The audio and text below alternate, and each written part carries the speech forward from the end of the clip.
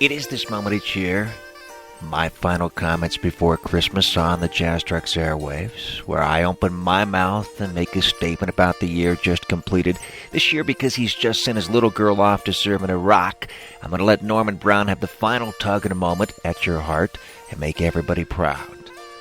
I will, however, say, yours truly just wrapped up a 3-year uglier-than-sin divorce. For 3 years, my ex-wife drugged me like dirt through the divorce courts of Palm Springs, California, accusing me falsely in court paper after court paper, ex parte after ex parte, of everything from embezzlement to parental alienation to being violent to being an alcoholic. I am not.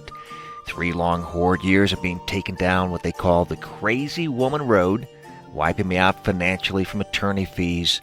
I stood literally in front of the judge in July, so battered and bruised from 3 years of attack after attack after attack on me by a woman bouncing and destroying everything I am and everything I have, to the extent that I stood before the judge in July, as she even filed criminal charges against me for monies I did not have, so she could continue living her extravagant lifestyle, to the point I stood in a courtroom every month, sometimes twice a month, and finally every week, beyond all comprehension that an honest, hard-working, smooth jazz-loving American could be destroyed by a divorce attorney who would stop at nothing, by a judge to whom truth was irrelevant, by the unconscionable court system of the state of California for having committed no crime except a marriage that didn't work out, for having done nothing wrong, for only finding oneself in the sights of a vicious ex-wife who would stop literally at nothing, court servers ringing the doorbell at all hours,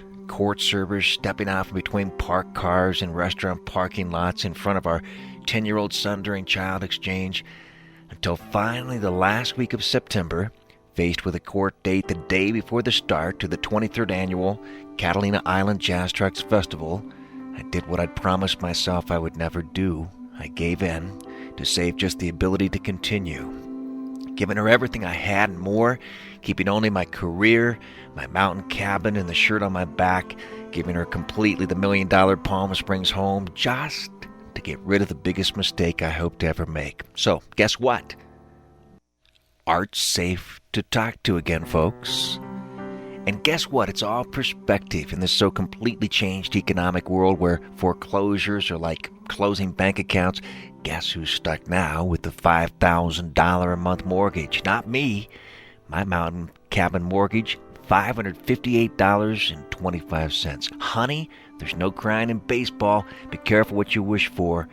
Because the one thing a wicked ex-marriage mate can't take away from you is the will to start all over again, to build anew, no matter your age. And although she also did everything she could to take away our son's relationship with his father, I still have 50-50 equal joint custody of Austin. And folks, there ain't nothing more priceless